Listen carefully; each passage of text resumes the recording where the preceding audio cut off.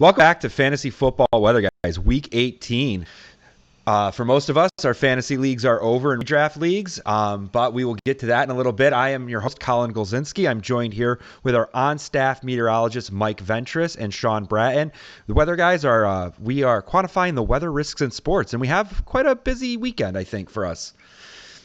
What do you think? some good weather here in the Northeast. Some Arctic air finally coming down across the U.S. It feels like winter.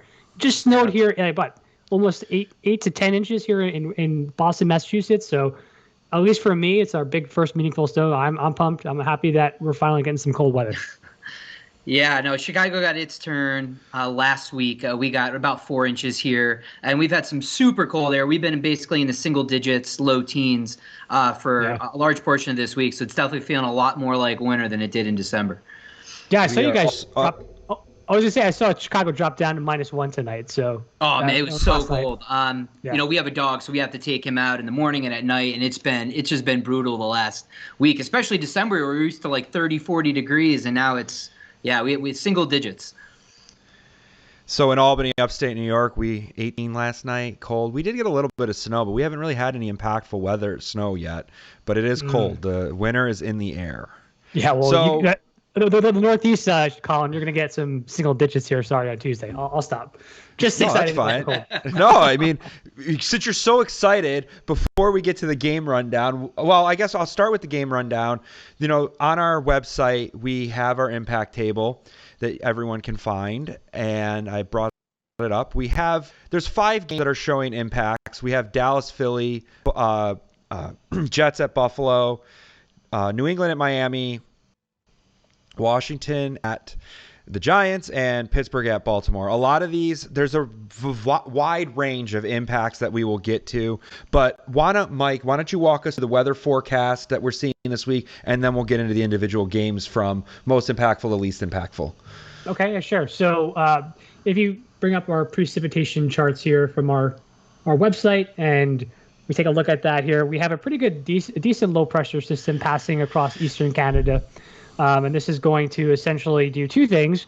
One, it's going to bring some scattered rain risks to the Northeast and the Mid-Atlantic states here over the next 24 to 48 hours, and also bring some heavier precipitation down into parts of the Southeast with the trailing cold front. Behind it is the big story for winter lovers here. We're going to get a good deal of Arctic cold air that comes in behind this storm. It's already in the upper Midwest, as Sean mentioned, with his Chicago min temperatures dropping into the single digits. A lot of this cold air is going to move across the eastern states into the Northeast here early next. So, we're talking about probably Tuesday morning, where we're going to have single-digit and sub-zero lows into parts of the Northeast, and especially in New England. So, in all honesty, this is probably going to be the coldest air mass that we've seen to date this winter.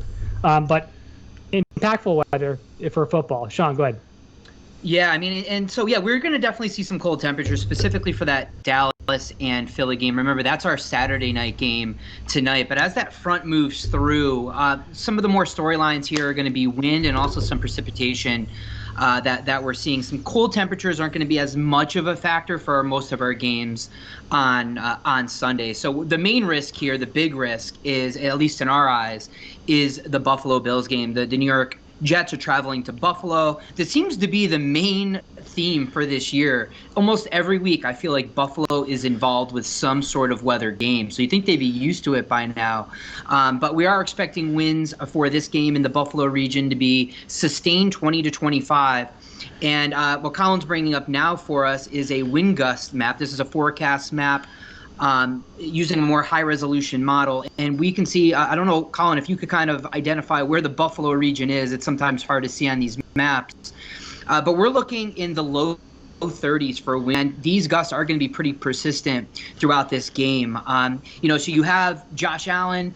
They're trying to fight for, what are they trying to fight for, the number 2 spot in the AFC East right now, Colin?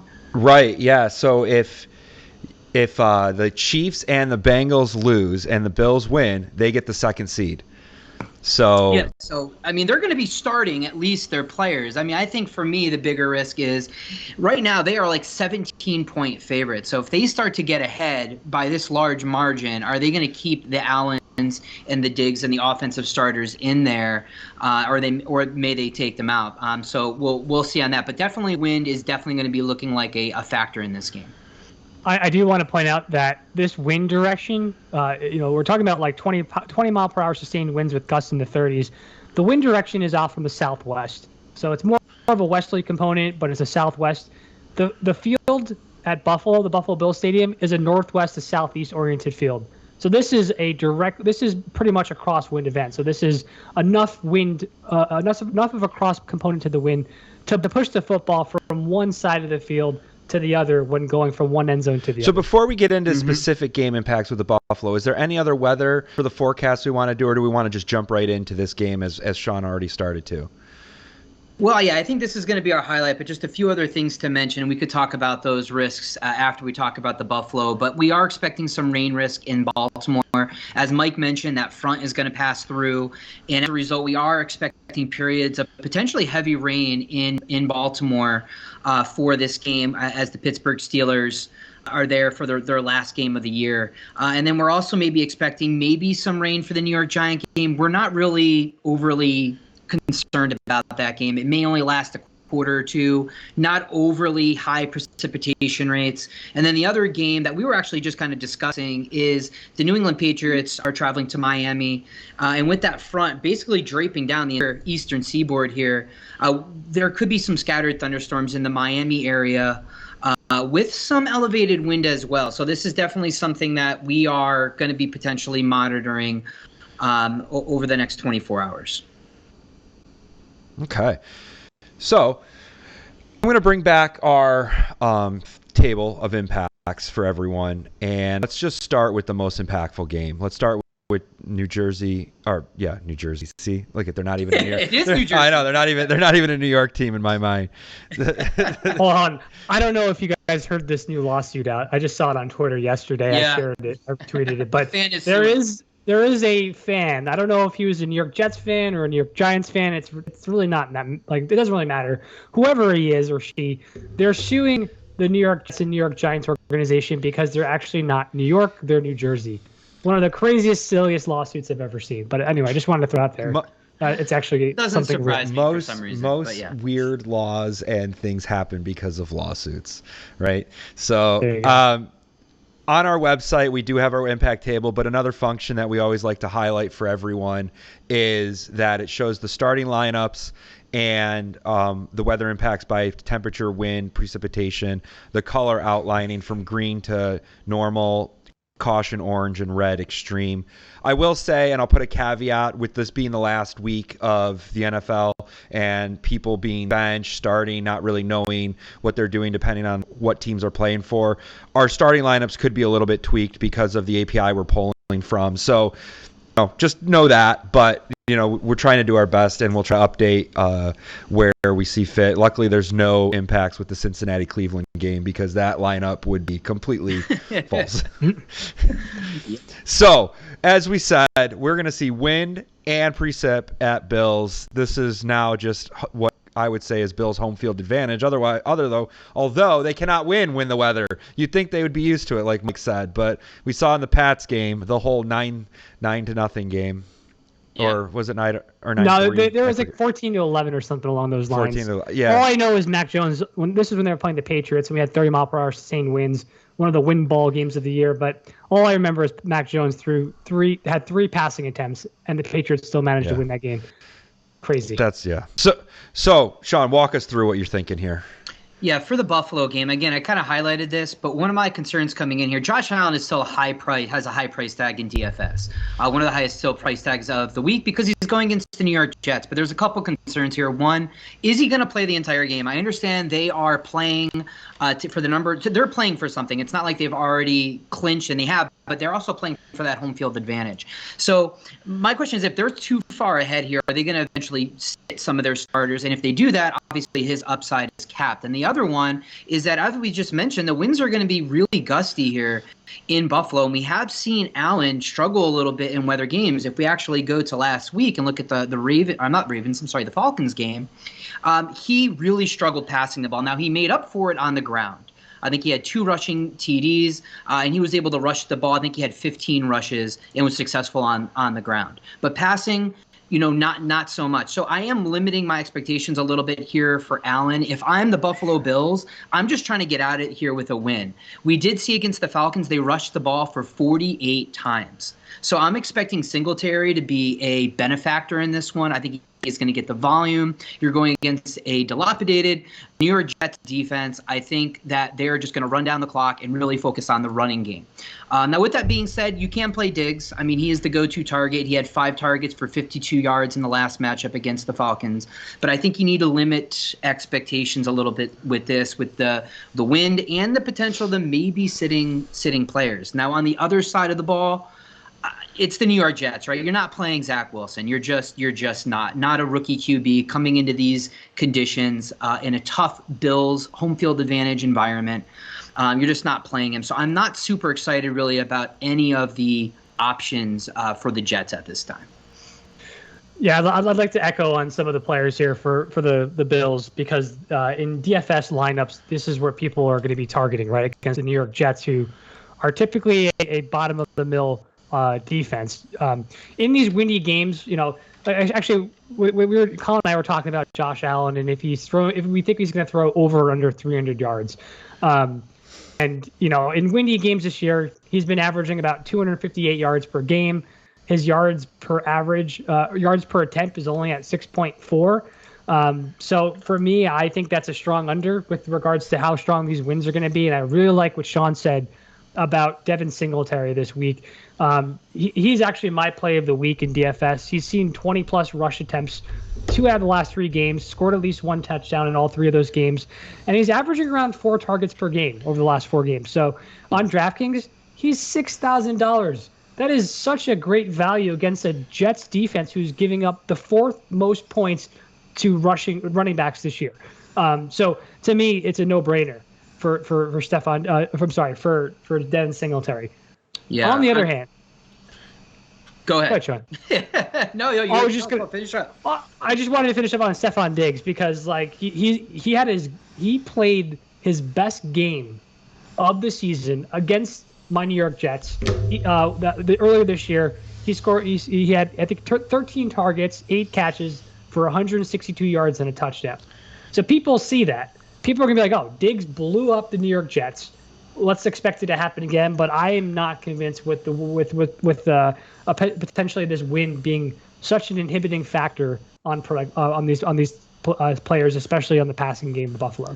Yeah, I mean, it's also worth mentioning. I mean, Vegas is continually lowering the over/under on this game. I think it's at 40 points right now, 41 maybe. It's at 40, and wait, hold on, I just brought this up. It's at 40 and a half, and it opened at 45. Yeah, so I think Vegas is starting to see, okay, well, there's the potential of some of these players maybe being sit. Weather is becoming potentially a factor here. And again, yeah, like Mike mentioned, you may be really excited to play a lot of the players for Buffalo because it's against the New York Jets. I just think, is it to say that Stephon Diggs couldn't go off for 100 yards and a TD? Absolutely. He can do that. We know he has the ability to do that. Am I siding on that statistically in this matchup with what's going on? Probably not. So if I'm going to be spending $8,000 for a wide receiver this week, it's not going to be Stephon Diggs. Yeah, and on the Jets side, as you mentioned, it's a tough sell to really play anyone. They just lost one of their most productive wide receivers this year, Braxton Berrios. He went to the IR in my playoff matchup against Mr. Great Dane Doc himself. He went to the waiver wire and picked up Berrios, who scored a 102-yard return touchdown against me. I lost by 15 points. So I tip my hat to him to do that. But now that Berrios is on IR, Elijah Moore is not expected to come back in this game. We're going to have Crowder. So we'll have some volume there, and Keenan Cole, but I'm not sold on these guys. And if I'm playing DFS, one of my targets here is the Buffalo Bills defense. Get in on them, guys. The win's going to cause Zach Wilson to throw some erroneous passes.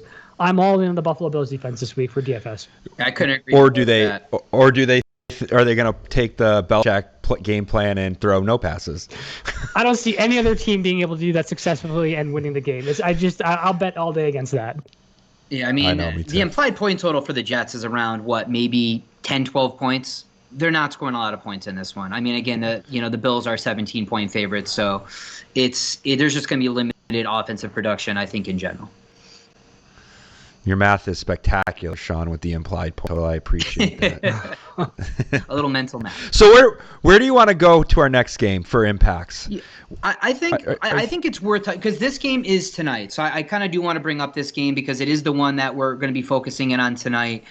It is the Saturday night game of the Dallas Cowboys taking on the Philadelphia Eagles. This is a NFC East matchup. Both of these teams, from my last time I looked, are still playing to win, so we can expect the starters to be playing. So the Dak Prescotts, the Jalen Hurts. We've seen mixed results here with low temperature games. And this game is forecasted for temperatures in the low 20s. Now, there is not any wind or precipitation to speak of in this game. And statistically speaking, in cold weather games, what we've seen is that players that are used to these conditions, in your high-level QBs like an Aaron Rodgers or a Peyton Manning, they're going to perform in these conditions. They're usually not impacted. I'm a little bit hesitant with the quarterbacks in this one because I'm not sure they're going to get quite as many attempts. They may lean a little bit more on their rushing attack. So inherently, I'm capping maybe a little bit, but are we overly concerned as a group on this game? Probably not. If you're playing DFS and you want to play one of these QBs, go for it. I'm just hedging a little bit with the cold temperatures. Yeah, I think that in this matchup, the temperatures aren't as scary as me, but I do think that these defense, like the Philadelphia Eagles defense, is pretty good this year, right? Yeah, very good.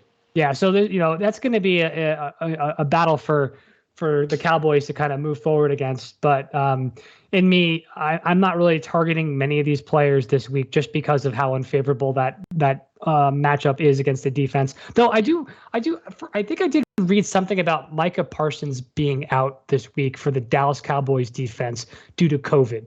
So that does suggest maybe there's a little bit more opportunity for some of the Philadelphia's offense to reduce, since Parsons has been such a staple point of that Dallas Cowboys defense. But Yep, he is. Yeah, so you're right, Mike. This is to me is not as much as a weather impact as more of like just a matchup impact here for me from some of these players. Yeah, and to your point, the Eagles have been on fire with their defense. They really have been stout. And I think just kind of that combined with, hey, if the temperatures are a little bit colder, I'm just not expecting as much offensively. Miles Sanders is out, so you may have some Kenneth Gainwell in there.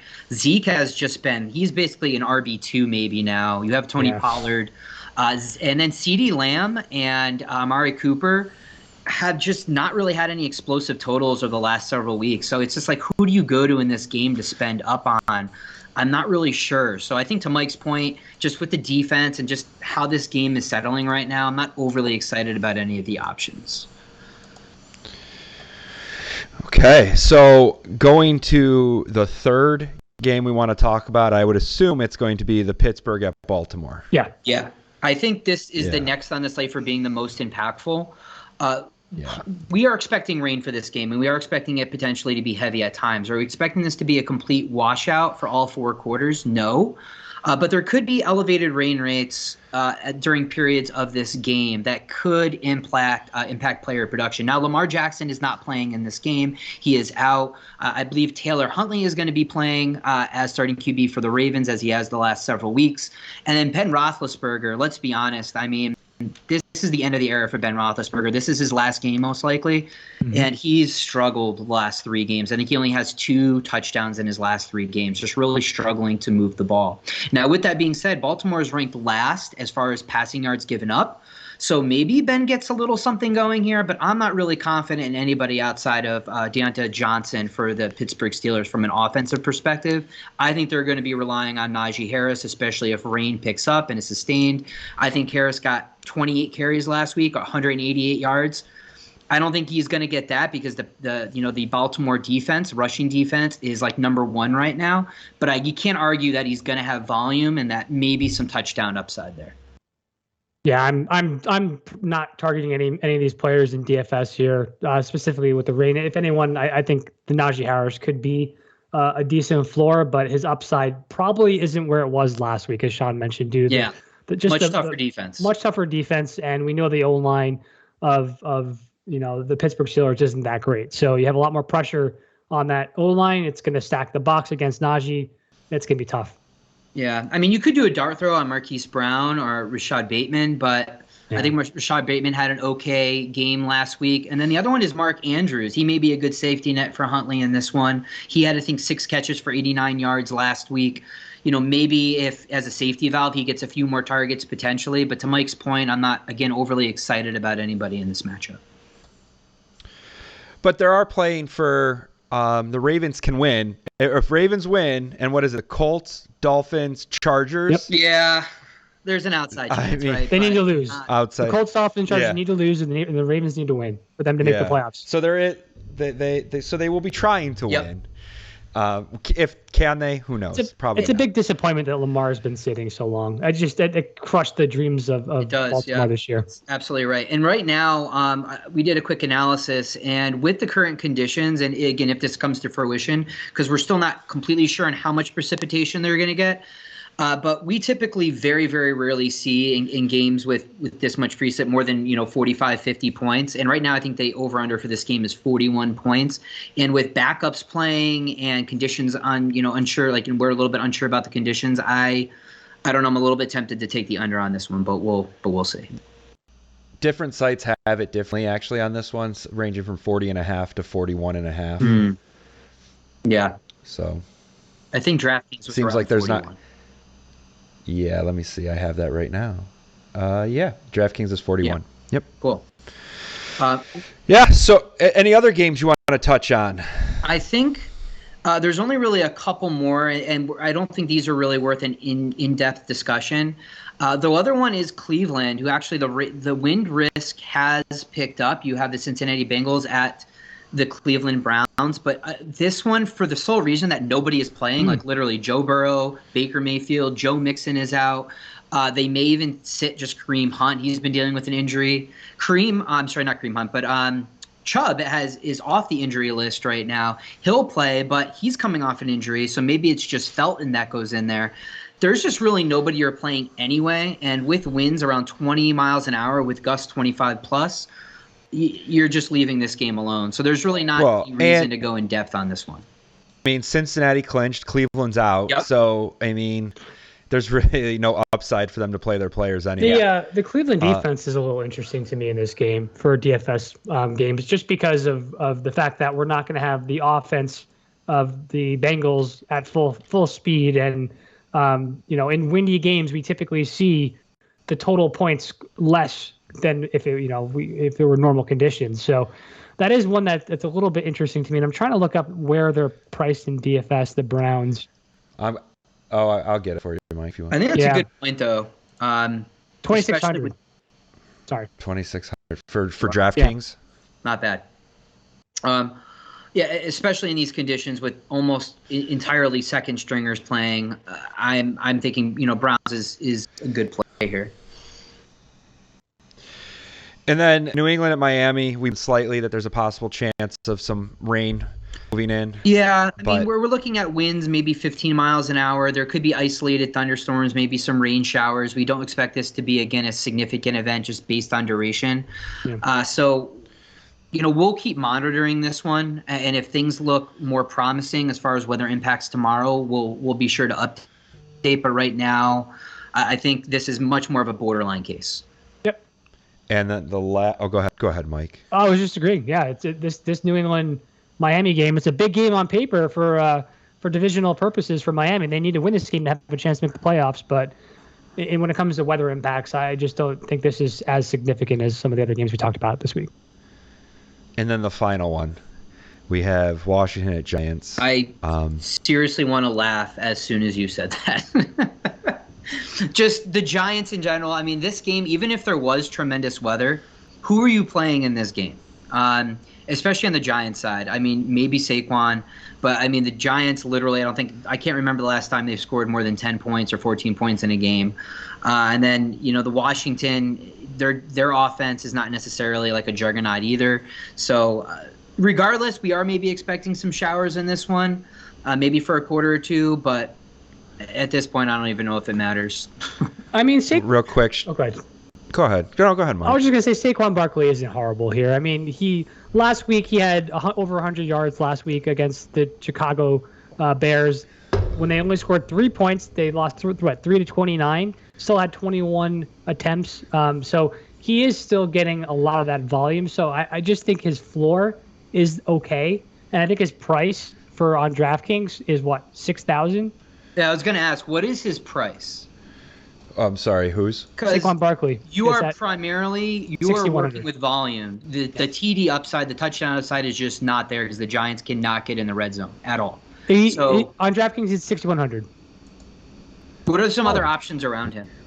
6,100. AJ Dillon at 6,200. James Conner is uncertain if he's going to play. He's at 6,300. Singletary at 6,000. Yeah, Singletary is the play, man. Yeah, I'm much higher in Singletary than Saquon. I mean, if you need a volume play, sure, but you can't count on a touchdown upside with Saquon right now. He'll get you a few receptions as well, but they just can't move the ball.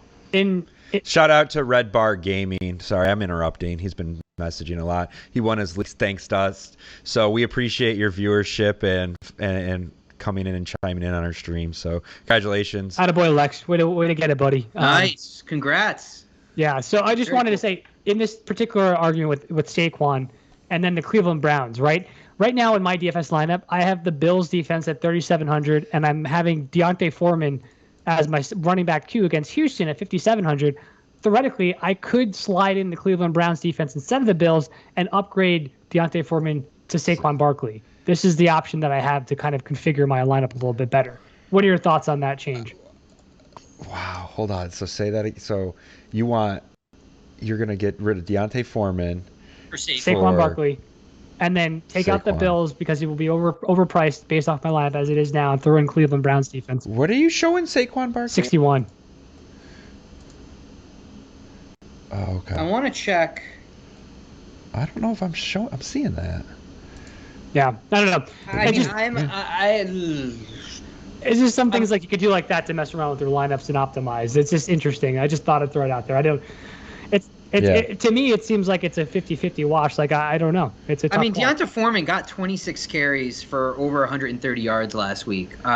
You worry about Hilliard or McNichols kind of hedging in on some of those carries, but he's looking like recently like he's the go-to. And what's the advantage of Saquon over Foreman, especially if Tennessee's going against Houston this week? I did hear Derrick Henry is clear to play. Is Derrick Henry clear? I don't know if he's going to be playing this game. If he's clear, that's a different story. If not, I'm still going with Foreman on this. He looked good on the I would go with Foreman too. That's what the reports are. Oh, yeah, that's the tagline. They're not going to play him this week. They're going to wait to the playoffs. Okay. I mean, that's my assumption, but I wouldn't be playing Henry if I were the Titans against the Houston Texans. Why are you going to? Yeah. Why? Yeah. Okay. So yeah. I say go with your lineup that you have. Yeah, that's my first instinct as well. Thanks, guys. Well, what a show. Really, the major rundown is going to be the Jets at Buffalo. High wind, gusts around 30 miles an hour. Important game. Most likely Buffalo will probably sit players at the end of it if they're up, if they're projected to be up. And then we have quite a bit of other games. The other important one is the precipitation at Pittsburgh, at Baltimore. Again, always follow us at FFWeatherguys on Twitter. We'll be updating anything that happens over the next 24, 48 hours for the game. Well, actually 36 hours, right? That'll get us through the game time. Anything else I missed? No, I think you did. I will be posting a blog later today. I don't know if you mentioned that, Colin. If you did, I'm sorry. But I did not. I will be posting that. And it kind of just outlines a lot of the things that we've talked about as far as these games and the risk ratings and the players we're focused on. Yeah, so if you go to our website, our top bar, there's our blog section, and Sean does a great job posting a weekly blog that you can basically get the rundown of the show in a nice condensed format. Sean does a very excellent job at writing that, so thank you, Sean. No problem. Mike used to like to write the blog, but he likes to pawn his work to people. Like I'm driving the stream today. Sean's writing the blog. Mike has a kid and he doesn't have to do anything anymore. Excuses. don't know if you can see this, but I'm officially a girl dad, so it's been a challenging. I don't know adjustment for exactly us what here. that means, but Oh, it's just a team. You're either team girl dad or boy dad. And I'm team girl dad. So Well, I don't think you get to pick, right? I mean, the life picked for you. well, yeah, I'm just telling you the result of what. life picked for you. So real quick, I mentioned in the beginning of the show that fantasy leagues are over. I think this was probably the worst showing in our league of the FF Weather guys in our league this year. But Hey, I had we'll a 15-1 season, so I mean there was that. Just fell apart in the playoffs. The playoffs is where it matters, right? I mean, I didn't even make the playoffs for the second time in 13 years, so that was disappointing. And Sean messed up his keepers, which screwed him up. And no excuses. It wasn't the QB. The QB is what I had to take Ryan Tannehill this year, and unfortunately, Tannehill didn't do great. And then I tried to host up other QBs, and it happens, right? But next year, so no I'll be excuse prioritizing QB. So no excuses means you'll Venmo me your entry fee then? Nope, I'm gonna still take you up on the offer for paying for my league entry. Thank you, Colin. Well, anyways, as always, follow us at FFWeatherguys, and we will be back for playoffs if there's weather, right? I think stay tuned, follow us on Twitter. Weather impacts and playoffs, we'll do a playoff show, and enjoy wildcard weekend next weekend. I'm excited. Happy end of NFL season. Here we go. Enjoy the winter cold.